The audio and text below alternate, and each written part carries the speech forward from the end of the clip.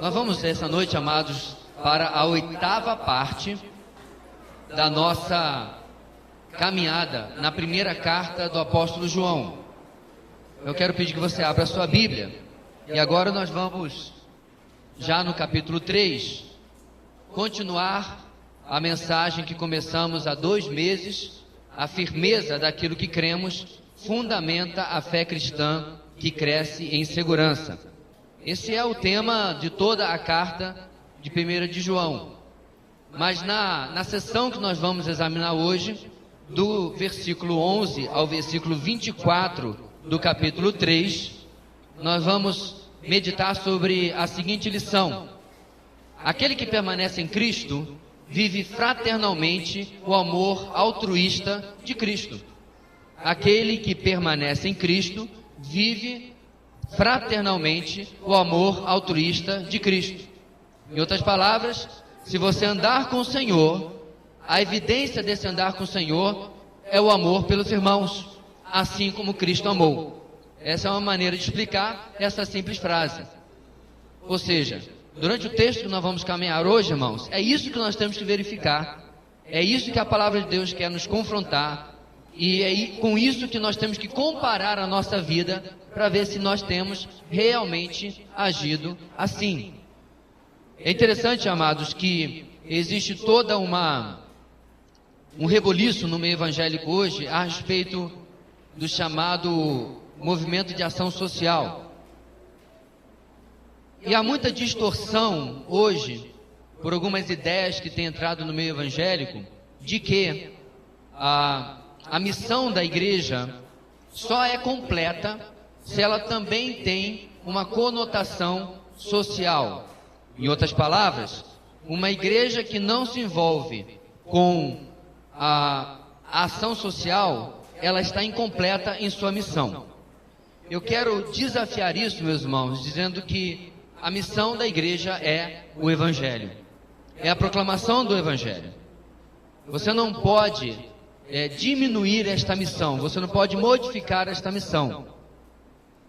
Contudo, não obstante, isto não significa que, inclusive está na palavra, que a necessidade humana, que a necessidade, inclusive dentro da igreja, pode ou deve ser desprezada.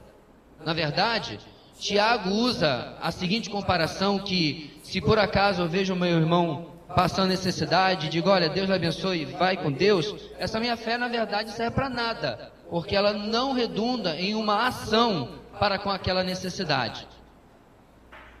Mas eu quero ressaltar, isso é uma consequência do Evangelho, isto é uma consequência da vida cristã, ela não é aquilo que vai definir a vida cristã. A diferença é bem sutil, eu concordo, você deve estar pensando isso, mas ela é necessária. Caso contrário, meus irmãos, igreja começa a ser confundida com ONG. Igreja começa a ser confundida com casa de caridade.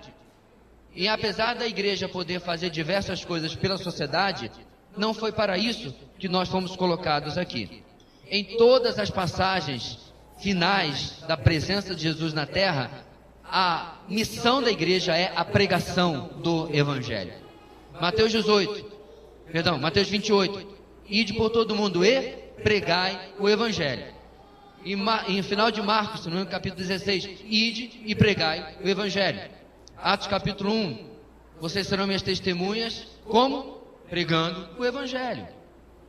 Mas hoje nós vamos ver, meus irmãos, que quando nós somos alcançados pelo Evangelho de verdade, vai haver um efeito, vai haver um fruto na nossa vida. Esse fruto é viver o amor altruísta na fraternidade da igreja, principalmente, que nós vemos na vida de Jesus. Nós vamos começar a nossa leitura pegando carona no final do texto da semana passada, que é o versículo 10, na última frase. E aí nós vamos finalmente chegar até o 11 em diante, que é o texto de hoje. Espero que você já tenha se achado aí. Olhe ao redor para ver se alguém precisa de uma Bíblia, para que todos possam participar da leitura.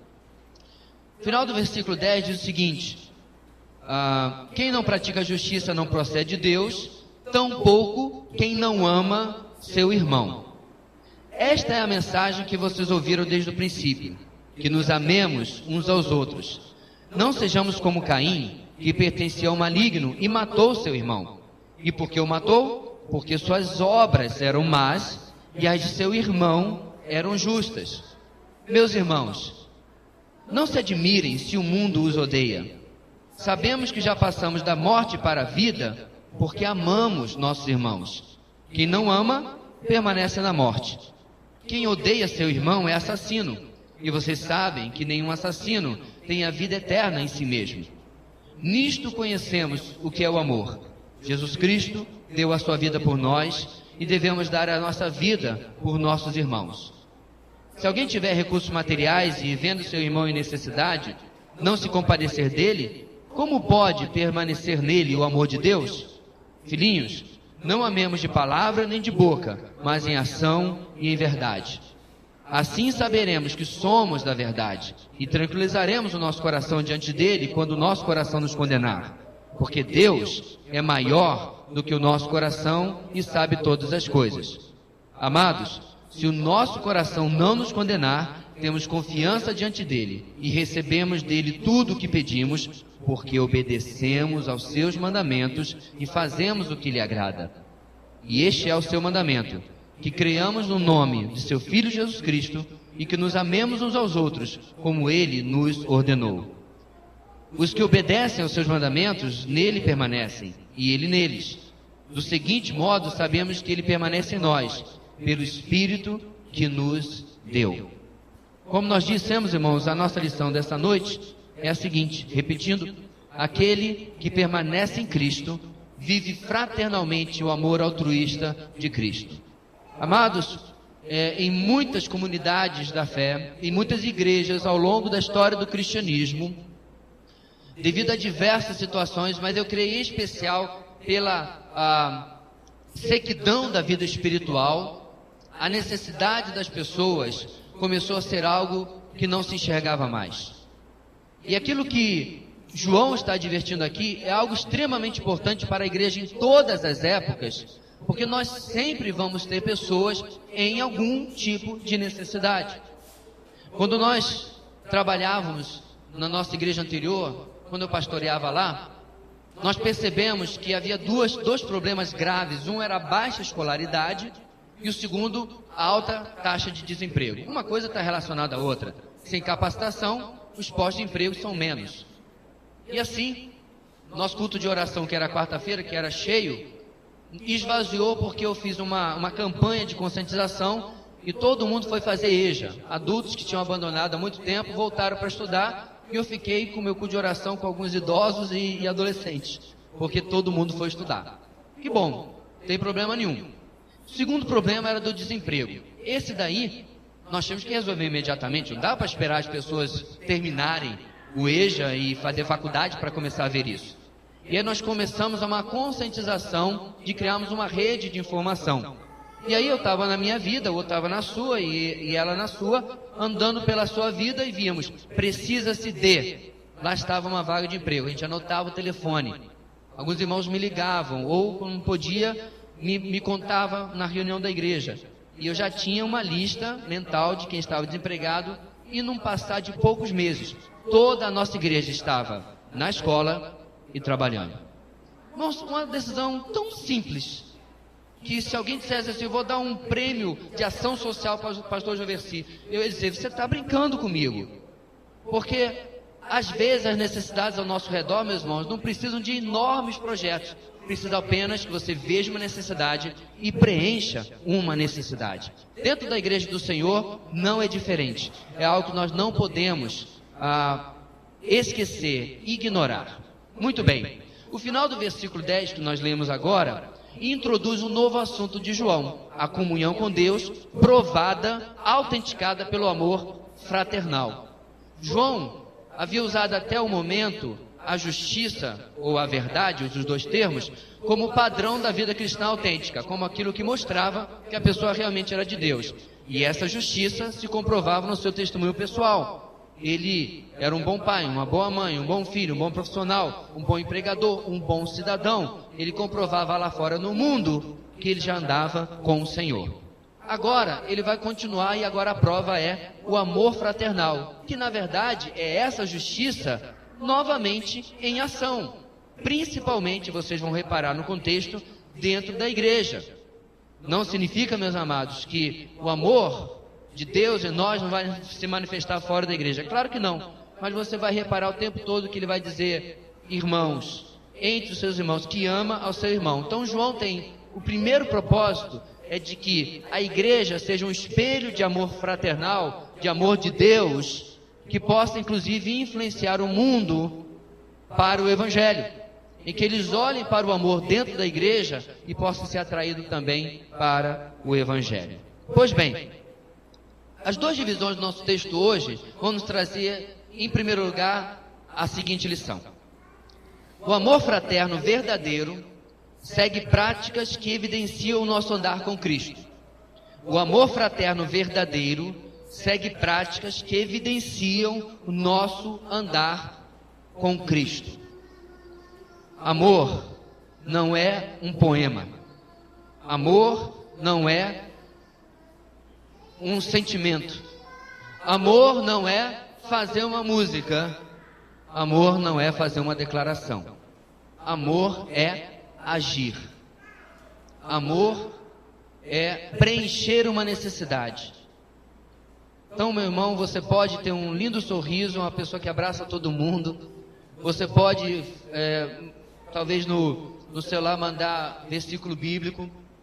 Mas se a pessoa do outro lado está passando uma necessidade na sua família, qualquer que seja, psicológica, social, financeira, alimentar, empregatícia, não importa qual seja, você não está amando. A ideia de Jesus é que eu saio do meu lugar comum e eu vou até aquela necessidade para preencher aquela necessidade dentro, é claro, das minhas possibilidades. O texto, inclusive, vai falar mais à frente para nós, se alguém tiver recursos materiais. E quando não está falando isso, não está falando se você é rico, mas se você está dentro da possibilidade de ajudar aquela necessidade. O amor fraterno, verdadeiro, segue práticas que evidenciam o nosso andar com Cristo. No versículo 11, João começa a sua explicação desta tese, dizendo, esta é a mensagem que vocês ouviram desde o princípio, que nos amemos uns aos outros. Continuando a introdução do versículo 10 que nós já lemos, na parte B, João lembra de novo o que havia dito, e nós vimos isso há um mês atrás, no capítulo 2, versículo 7 até o versículo 10, a mensagem de Cristo, que ele também havia mencionado em João capítulo 15, versículo 17. Este é o meu mandamento, amem-se uns aos outros. E não mudou, é a mesma mensagem desde o começo.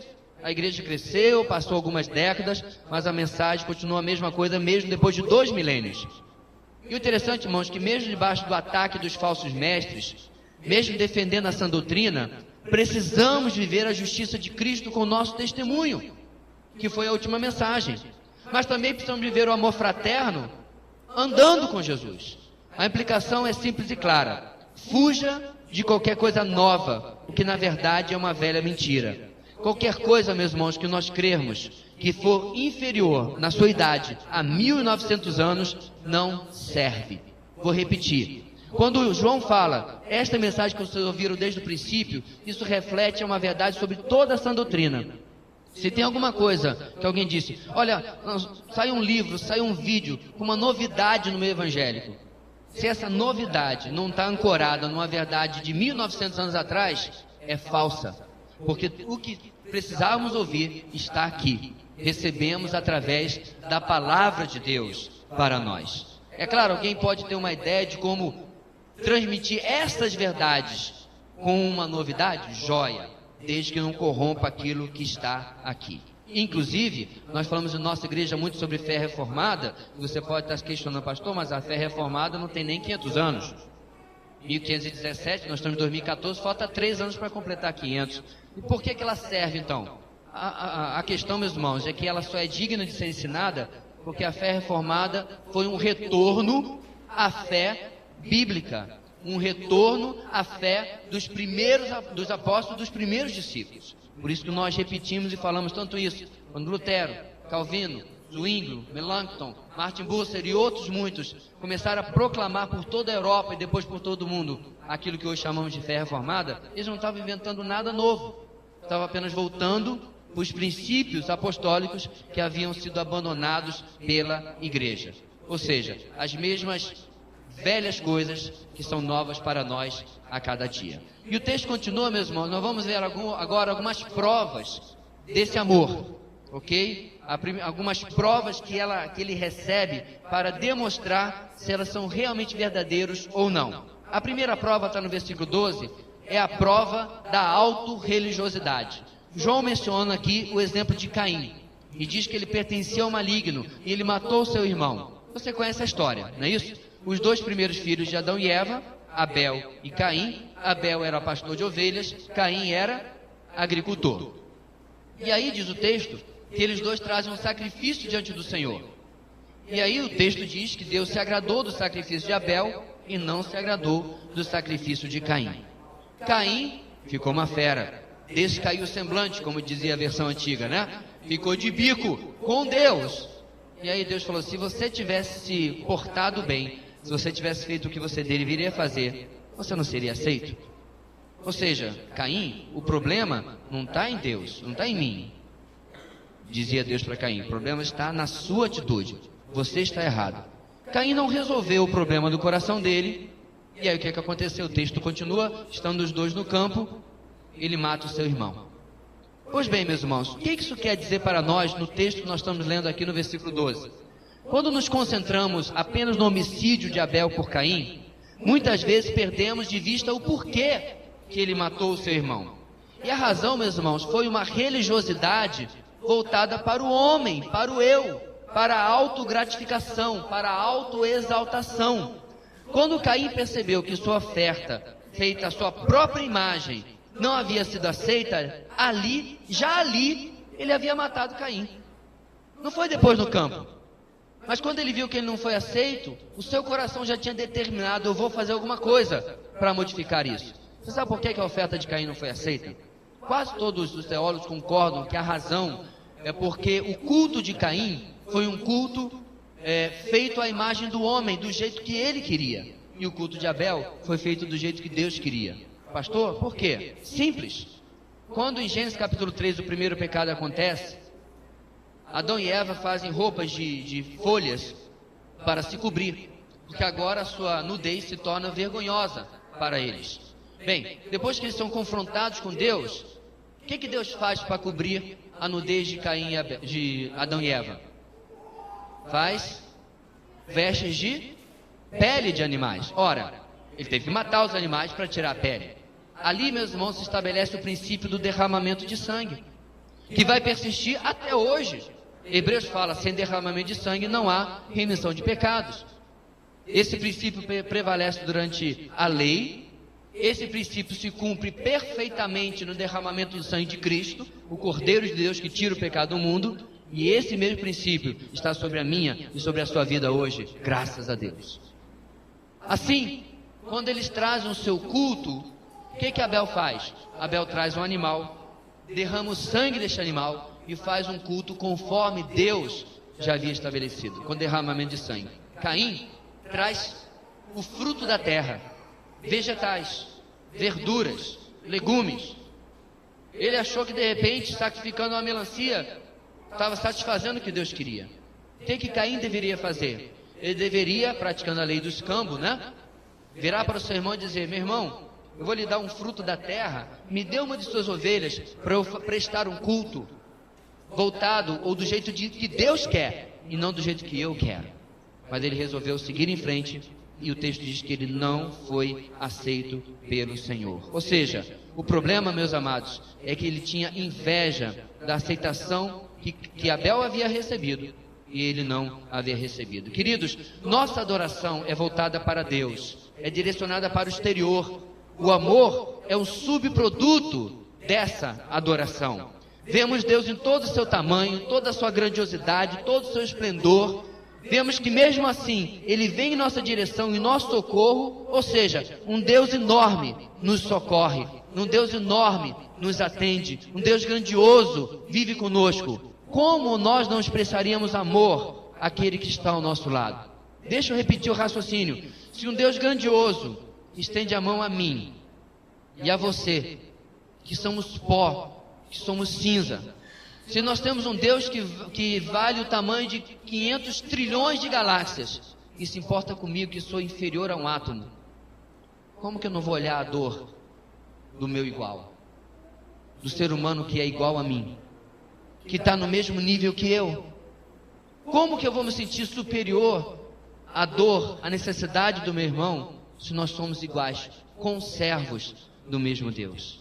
A adoração, meus amados, que não é como a de Caim, ela nos leva a voltarmos para Deus e com amor para o nosso próximo. Esta é a razão de que caridade e amor fraternal não podem ser a mesma coisa. Nas versões bíblicas antigas, né? Você deve ter aquelas bíblias da década de 60, 70. A palavra amor, na primeira carta de João, era traduzida caridade. Sabe lá Deus por quê? Eu não sei. Porque o termo grego ágape, longe está de significar caridade. Eu não sei por que eles faziam isso.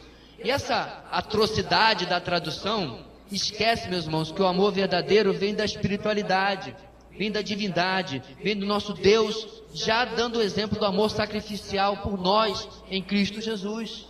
E motivados por esse amor, nós amamos também, não fez caridade por nós. Ele verdadeiramente nos amou.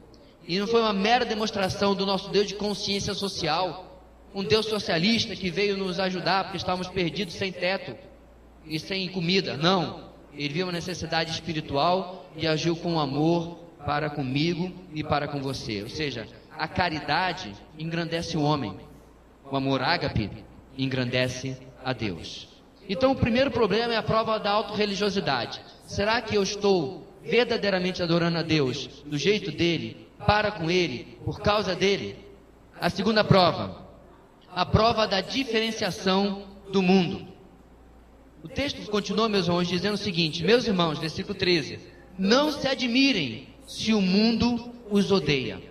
Amados, quando o amor de Deus é vivido de maneira despretensiosa e altruísta, não para chamar atenção para mim ou para você, quando nos negamos a nos colocarmos no palco debaixo dos holofotes, quando redirecionamos todo e qualquer louvor para quem realmente merece, que é o nosso Deus, o mundo entra em parafuso.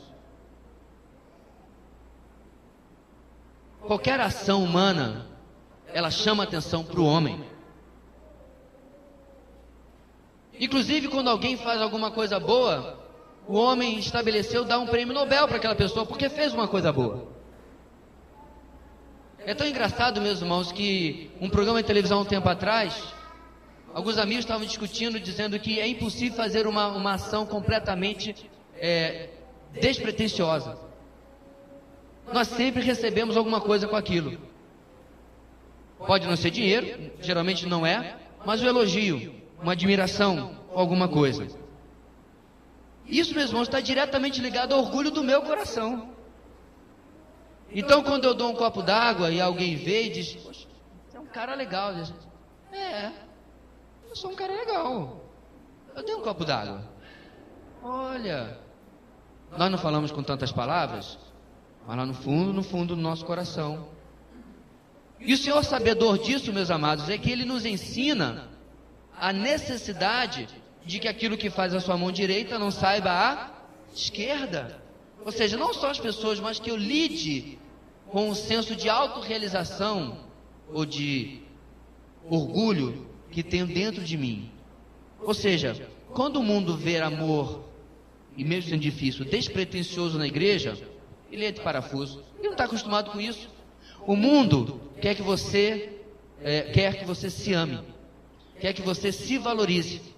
Ele não se importa até que você esteja espalhando o amor de Deus, mas não suporta você fazer isso e denunciando as más obras deles lá fora. É tão interessante, meus irmãos, que os grandes ricos do mundo fazem muita caridade, é verdade. São milhões, às vezes até bilhões, que são distribuídos. E na semana seguinte passa na mídia. Logo depois passa, há exceções, é claro, passa no telejornal. grandes bailes e jantares nos Estados Unidos são promovidos para arrecadar dinheiro para o que eles chamam de obras de caridade. E aí você tem as pessoas com vestidos caríssimos de 5, 10, 15, 20 mil dólares, doando outros 20 mil dólares diante das câmeras. Será que nós temos, meus irmãos, condição de ter uma prova de amor que seja diferente daquela forma que o mundo faz? Será que você tem condições? Será que eu tenho condições de lidar com o meu orgulho? Lidar com a minha vaidade? E fazer o que eu tenho que fazer, sem necessariamente ser reconhecido por isso? Aliás, nós cantávamos uma música, faz tempo que não usamos essa música, e ela tem a primeira frase interessante: eu não preciso ser reconhecido por ninguém. Mas já que falamos nisso, eu fiz isso, fiz aquilo outro. Essa é a minha, a sua natureza, amados. Não há como negar. E nós precisamos voltar para o amor de Deus, voltar para a pessoa de Cristo e reconhecer que nele nós temos o maior exemplo de amor. E detalhe, ele realmente merece toda a glória por aquilo que ele fez. Muito diferente de nós. E a terceira e última prova, meus irmãos, é finalmente, mais a ver com a nossa mensagem, a ação prática desse amor. Versículo 14 em diante diz: sabemos que já passamos da morte para a vida, em outras palavras, sabemos que somos regenerados, sabemos que já passamos pelo novo nascimento, porque nós cantamos bonito, porque construímos belos templos, porque amamos nossos irmãos.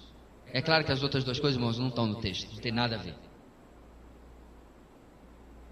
Mas infelizmente, meus irmãos, muito do mundo evangélico tem sido reconhecido pelo tamanho, pela pompa, pela forma como impressiona, quando na verdade o texto fala que o que impressiona realmente é amarmos uns aos outros. E ele completa: quem não ama permanece na morte. Primeiro fato desse texto, meus irmãos: o amor de Deus em minha vida aponta para o novo nascimento, e a sua ausência aponta para a falta dele.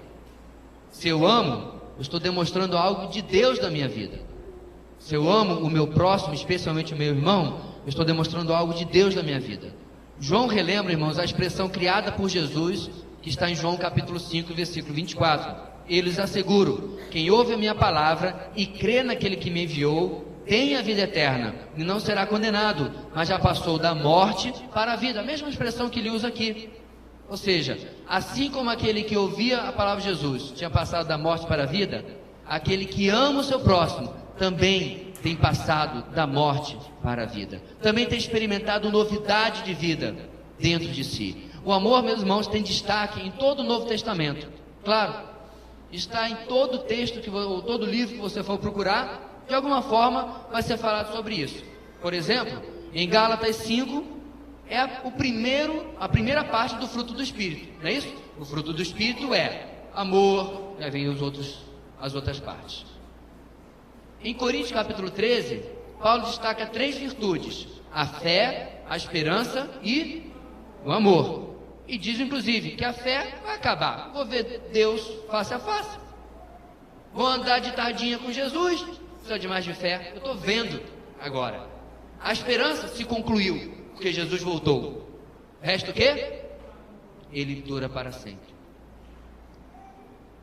O amor é até aquilo que autentica a fé. Está em Gálatas capítulo 5, versículo 6. Fé verdadeira é autenticada pelo amor. E para reforçar o seu ponto, irmãos, no versículo 15, ele usa algo forte. O segundo fato é que a questão do irmão, aquele que odeia o seu irmão, é assassino. E o segundo fato é o seguinte: portanto, a ausência de provas do meu amor, de demonstrações externas do meu amor, revela a ausência dele. E agora ele usa essa palavra forte, irmãos: odiar. Não, pastor, mas por quê? Quem odeia o seu irmão é assassino? Mas eu não odeio meu irmão, eu só sou indiferente a ele. Irmãos, aos olhos do Novo Testamento é a mesma coisa. Amar é a prática do amor. Não há prática, eu odeio. Deixa eu deixar bem claro aqui. Eu descubro que o meu irmão está sem emprego, por exemplo, e alguém diz assim: pastor, eu estive na casa do irmão fulano, e a despensa dele está vazia. Está quase no final mesmo. E disse: poxa, que coisa triste, né? Vamos orar por ele. Faz uma oração bem bonita. Deus de Abraão, Isaac, Jacó. Deus dos Macabeus. Não, Macabeus não. Bem bonito. O texto diz, meus irmãos, que eu estou odiando o meu irmão. Então veja, meus amados, que o Senhor nos deixa sem desculpas. Não tem preto, branco. Não, estou aqui nessa área meio cinza, claro, prata. Não. Ou eu amo, ou eu odeio. E uso essa palavra forte para contrastar com o amor apenas, não no sentido absoluto. Tal qual Jesus disse: aquele que ama a sua vida a perderá, a passo aquele que odeia a sua vida neste mundo a conservará para a vida eterna. João capítulo 12, versículo 25. Ora, será que Jesus estava dizendo assim: eu me odeio? Não é isso, irmãos. É que Deus está antes de mim. Deus é prioridade, eu sou depois. Eu sou segundo. Ou terceiro, ou quarto, ou quinto, não importa, mas Ele é primeiro. Isso é amar a Ele e odiar a minha própria vida. Ou seja, não se trata de não amar a si mesmo, não, mas amar muito mais a Jesus, ao ponto de que qualquer outro amor vai empalidecer diante dele e vai até aparecer ódio. Essa é o contraste de extremos que o texto faz para nós. Da mesma forma, João está citando Jesus quando usa outra forte palavra: assassino. E aí nos lembra, meus irmãos, que está em Mateus capítulo 5, 21 e 22. Vocês ouviram o que foi dito aos seus antepassados: não matarás. Êxodo capítulo 20, os 10 mandamentos. E quem matar estará sujeito a julgamento. Olha só: mas eu lhes digo que qualquer que se irá contra o seu irmão estará sujeito a julgamento. Não precisa pegar uma automática, não precisa pegar uma faca. Para Jesus, ira é igual a assassinato. É claro que ele também não é muito fã de assassinato, com certeza absoluta. Mas a hipérbole do texto, meus irmãos, quer destacar para nós que nós não podemos nos esconder atrás de meias atitudes. Nós não podemos nos esconder atrás de áreas cinzas. Nós temos que olhar para a nossa vida e perceber, analisar, avaliar: eu tenho amado meu irmão? Sim, não. É uma pesquisa de múltipla escolha, irmão, só tem 2 opções. Não é tipo pesquisa da TIM, de satisfação, né? Digite de 1, 2, 3, 4, 5. Só tem 1 e tem 10. Mas eu queria botar lá pelos 6,5 para ficar de recuperação e eu faço uma prova depois para passar. Faz um trabalhinho. Não tem. Preenchi a necessidade, atendi o meu irmão, amei. Dei uma de fariseu e de sacerdote na parábola do bom samaritano, odiei. Fiz ou não fiz, simples assim. A sentença é cristalina, meus irmãos. Se essa falta, essa ausência de amor é uma constante na nossa vida, será que realmente eu já nasci de novo? Será que realmente eu já conhecia Deus?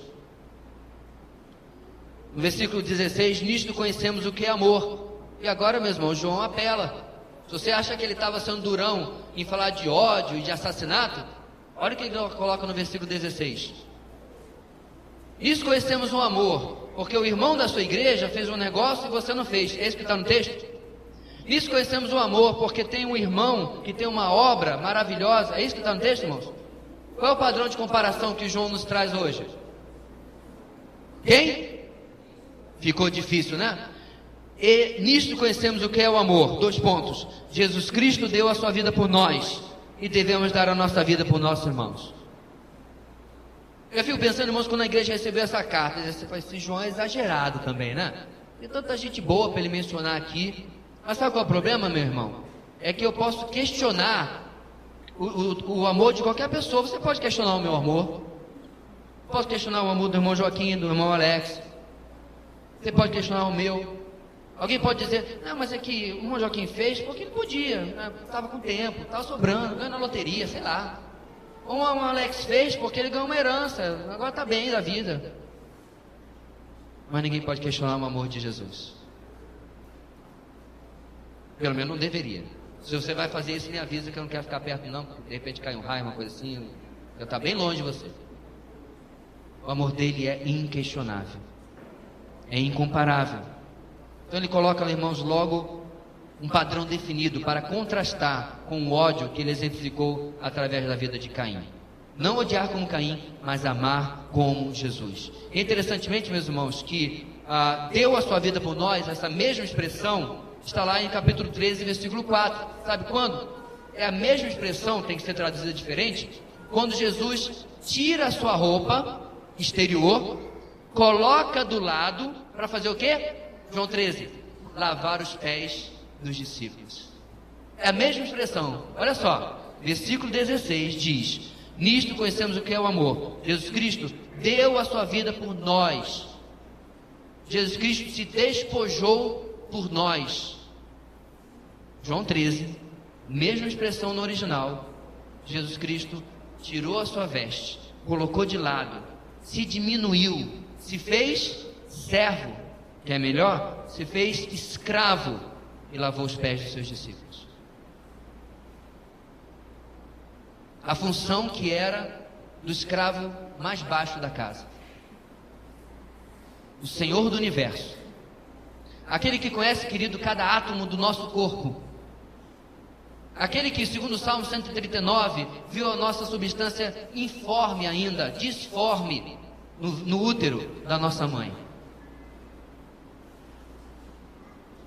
Eu fico pensando, meus amados, se houvesse uma máquina do tempo e eu me transportasse para Jerusalém ano 33, não é 33, mas a título de ilustração, naquele cenáculo, e eu presenciasse esta cena surreal, o Rei do Universo servindo, lavando o pé da sua criatura. E muitas vezes o meu coração, tão orgulhoso, tão pecador, não consegue estender a mão de alguém que é meu igual. Não importa se é branco, se é preto, se é moreno, se é azul. Vai que Avatar seja verdade, não sei. Está na sua necessidade. Mas eu me sinto muito alto, muito superior, muito culpado para estender a minha mão. Ele deu a sua vida, prova indiscutível do seu amor. A conclusão é simples. Ele é nosso exemplo.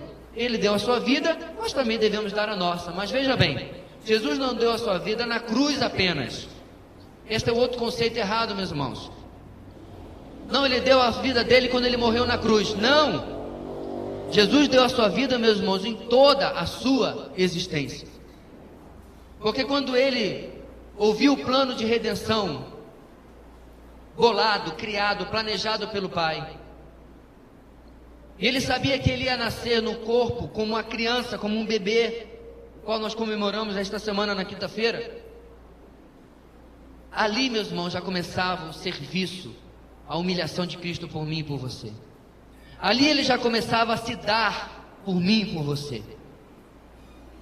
Quando ele habitou aquele corpo durante 30 e tantos anos, ali ele estava servindo a mim e a você. Ali ele já estava dando a sua vida a mim e a você. Uma vida voltada para o outro constantemente e não apenas momentaneamente. Este é o ensino de João no versículo 16. Toda a vida dele, não apenas na cruz.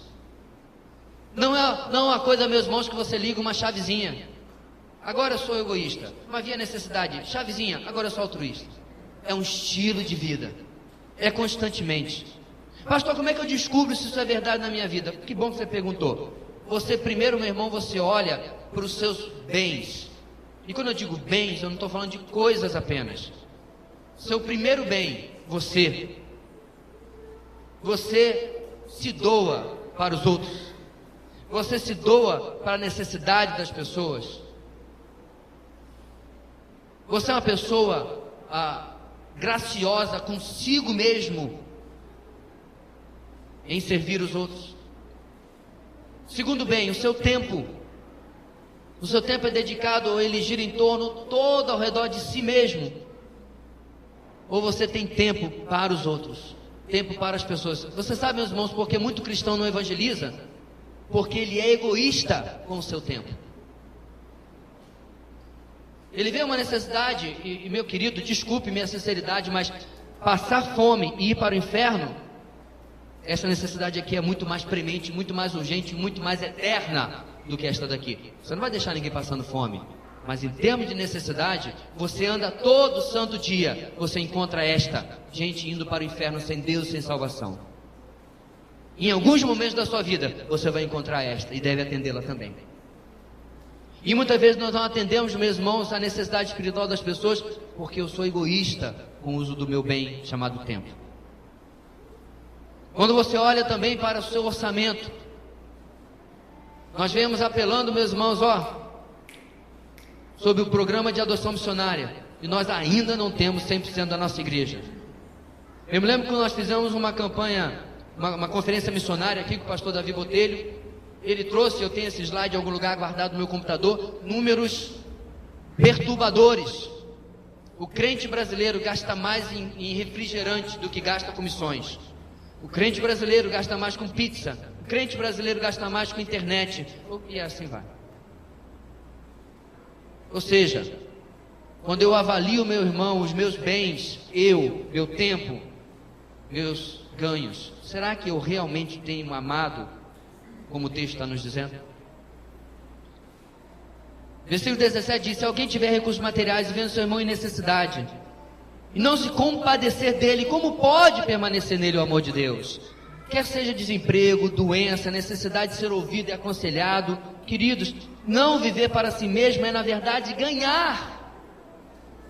Porque, querido, quando nós vivemos pela vida do outro, nós somos abençoados. Um ótimo exemplo disso, sabe o que é? Um exemplo duplo: a maternidade ou paternidade e o discipulado.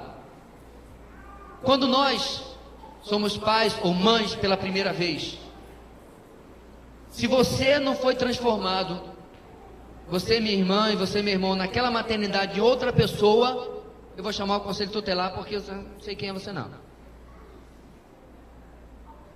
Quando você pegou aquela criaturinha, cara de joelho, todo lambuzado, e você ama instantaneamente. E aí você já pensa: vou fazer uma poupança, vou fazer um Brasil prévio, vou fazer um sei quê. E quem é do mundo já soube de gente que parou de fumar, porque as pessoas virou pai, começou a se cuidar. E aí os efeitos vão ser variados, mas você é transformado por quê? Você agora está vivendo para o outro. E quem ganha? Você. Os benefícios. E o discipulado não é diferente.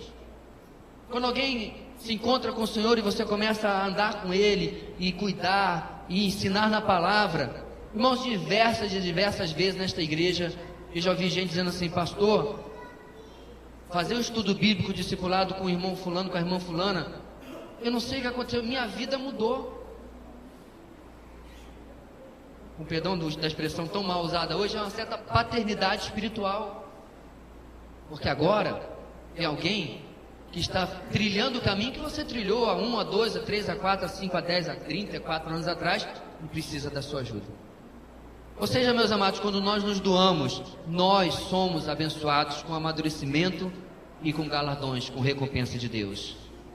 E aí, meus irmãos, o apóstolo João termina esta sessão dizendo o seguinte: filhinhos, não amemos de palavra nem de boca, mas em ação e em verdade. João termina seu argumento desta parte com um resumo: ame em ação e prática, não apenas em palavra. A vida cristã, meus irmãos, é uma vida de ação, não uma vida de observação. Muitos acusam quem valoriza a palavra, a teologia, a sã doutrina, de teóricos, sem prática alguma. E muitas vezes até pode ser o caso. Estuda muito, sabe a confissão de fé de batista de capa a capa, sabe tudo, catecismo, tudo, e não faz nada. Pode ser o caso. Mas por outro lado, a nossa ação deve vir do nosso relacionamento com Deus e não ser motivada apenas de forma humanista e antropocêntrica. Ou seja, o relacionamento com Deus deve gerar o amor ao próximo. Conhecer Deus mais de perto, adorar Deus na sua grandiosidade, deve gerar em mim o amor ao meu próximo. Em resumo, nosso ponto número 1, o amor fraterno, verdadeiro, segue práticas que evidenciam o nosso andar com Cristo. O segundo ponto é bem mais breve, ele diz o seguinte: o amor fraterno originado na fé em Cristo é assegurado no nosso relacionamento com Deus. O resto do nosso texto continua dizendo: assim saberemos que somos da verdade e tranquilizaremos nosso coração diante dele, quando nosso coração nos condenar, porque Deus é maior do que o nosso coração e sabe todas as coisas.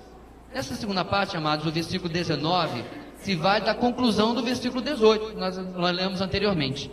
Ou seja, o exercício prático do amor confirma que andamos na verdade, que somos da verdade. E esta arma é fundamental nos altos e baixos da vida cristã. Nessa parte, amados, João está preocupado com a sua convicção.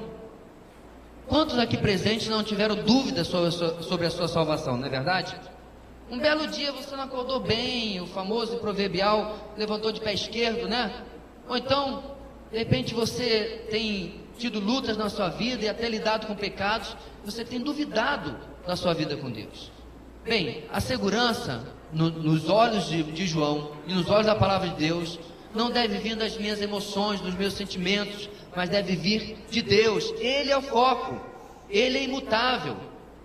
Então, meus amados, quando os navegadores, né, no mundo antigo queriam saber onde eles estavam, não adiantava olhar para o mar, e o mar muda toda hora, né? Está nas ondas ali. O que eles faziam? Olhavam para as estrelas. Tinham seus instrumentos apropriados, mas por quê? As constelações estavam sempre no mesmo lugar, as estrelas estavam sempre no mesmo lugar, e eles se guiavam por isso, para saber se eles estavam indo no rumo certo, no destino certo que eles queriam alcançar. Amados, se nós confiarmos no nosso coração, nós temos que sempre duvidar realmente. Mas o texto fala o quê? Deus é maior do que o nosso coração. É na verdade da palavra de Deus. É na verdade, ou nas verdades que Ele afirma a respeito da nossa vida, que vem a nossa estabilidade e a nossa segurança. E no versículo 21 ele diz: amados, se o nosso coração não nos condenar, ok, temos confiança diante de Deus e recebemos dele tudo o que pedimos, porque obedecemos aos seus mandamentos e fazemos o que lhe agrada. Nessa segunda parte do nosso texto, ele vai falar sobre a nossa vida de oração. A resposta para nós, se nós podemos confiar no nosso emocional, é não. Mas sem dúvida, sem nenhum problema, nossa confiança pode estar em Deus. E da onde vem, meus irmãos, essa confiança em Deus? Da nossa obediência. Você sabe, meu amado, preste bem atenção no que eu vou falar aqui. Você sabe da onde vem as dúvidas na sua vida espiritual? De uma vida de desobediência. Vou repetir. A sua vida espiritual flutua quando ela não está andando em obediência à palavra. Quando você começa a olhar para a Bíblia e começa um pensamento parecido com o que a serpente sugeriu para Eva: foi assim que Deus disse? Ali começam os seus altos e baixos na sua vida cristã. Eu afirmei há um tempo atrás que o quadro depressivo na vida de alguém começa com pecado. Eu nunca disse que depressão seja pecado. Eu disse, querido, que quando você não lida com o pecado na sua vida, ele vai trazer muitas vezes, tamanho quadro de tristeza, tamanho quadro de desânimo, que aí sim pode levar você a um quadro de depressão. Então qual é o segredo, meus irmãos, para que você nunca possa ter aquilo que é chamado de nuvem de escuridão por alguns na sua vida? Volta lá atrás. Volta nos primeiros princípios da sua vida cristã. Começa a olhar para a palavra como você realmente deve olhar, confiando em tudo aquilo que está aqui. Cada um de nós, com certeza, nos últimos 30 ou 60 dias, usou de algum remédio. Um antigripal, um antitérmico, qualquer coisa. Algo para alergia. Alguns de nós, por acaso, leu a bula daquele remédio e disse lá, tomar de 8 em 8 horas. E você olhou para aquilo e disse: essa bula não deve saber de nada. Eu vou tomar uma vez por dia só, não tenho tempo. Tenho certeza que você não fez isso, né? Nós temos enfermeiras aqui, profissionais de saúde. Se alguém chegasse para você e de vez em quando o pessoal da tuberculose, né, enfrenta isso. A pessoa começou o tratamento de tuberculose, se sentiu bem, o que faz? Para de se medicar. Eu estava bem. Mas, meu amigo, o tratamento não dizia tantos meses, tantas vezes por dia. Tolice, não é verdade? Maior tolice, amados, é nós olharmos para a palavra de Deus, olharmos para um simples versículo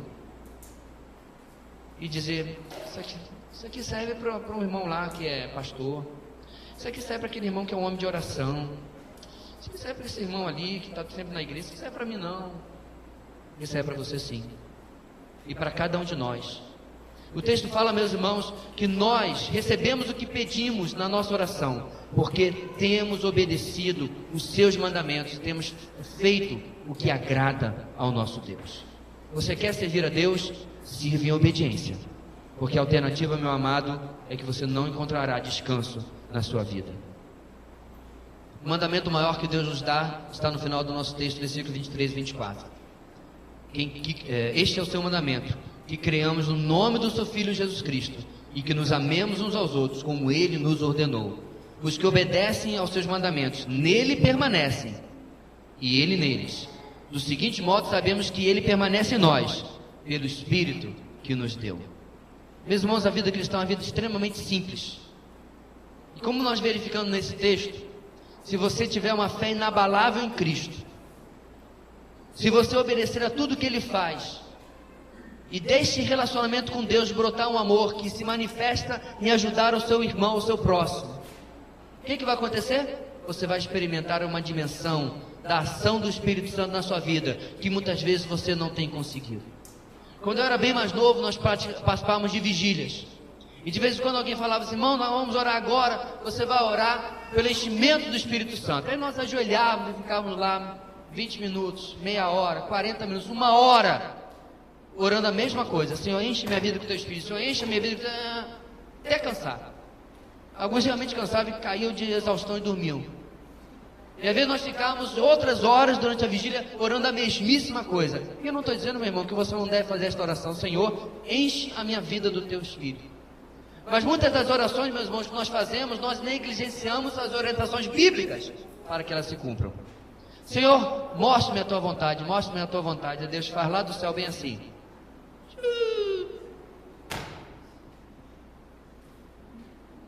E muitas vezes, meus amados, não é que Deus não esteja falando, não, é a sua Bíblia que está fechada, e você desconhece a vontade, o caráter, a personalidade, a pessoa do seu Deus a quem você serve. Deus usa a minha vida, usa a minha vida.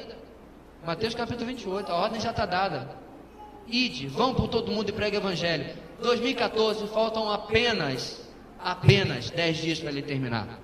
Por favor, não levante a mão. Quantas pessoas você compartilhou o Evangelho neste ano? São 355 dias. Então não me venha, meu irmão, com orações vazias.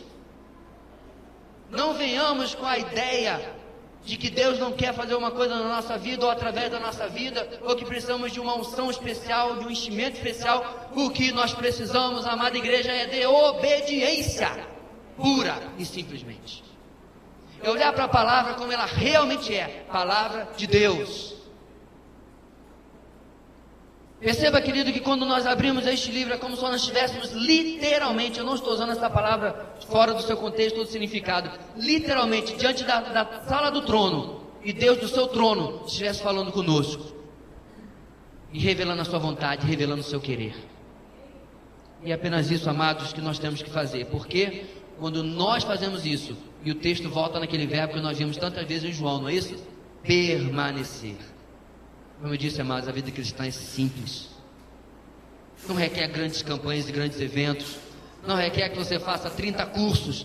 Não requer que você tenha tantos diplomas. Requer que você tenha uma vida de Bíblia, vida de oração, vida de prática. Simples, para que nós possamos ser usados pelo Senhor. Por quê? No segundo ponto, o amor fraterno originado nessa fé, nesse relacionamento com Cristo, é assegurado no nosso relacionamento com Deus. Será que nós temos, meus amados, experimentado isso? Temos permanecido em Cristo e temos vivido fraternalmente esse amor altruísta que recebemos dele? Quer amar? Ande com Deus. Quer amar? Viva com Deus. E agora eu quero lhe dar um choque de realidade. quando você sair por aquela porta, um fenômeno vai acontecer. No momento que você estiver de volta para o, entre aspas, o mundo real, Satanás vai tentar roubar não apenas esta, como ele faz sempre, toda palavra que você recebe. E amanhã, na sua segunda-feira, os afazeres vão chegar, os compromissos vão aparecer, as dívidas vão bater a sua porta, e você corre o sério risco de voltar à mesmíssima vida que você tinha há 55 minutos atrás, quando você não tinha ouvido nenhuma dessas palavras. E eu quero encerrar o nosso culto hoje, ou perdão, a nossa mensagem hoje, orando, para que de forma similar à parábola dos solos, essa palavra caia em bom terreno e frutifique a 50, a 100, na minha e na sua vida. Que se transforme em verdade, em prática, na minha e na sua vida.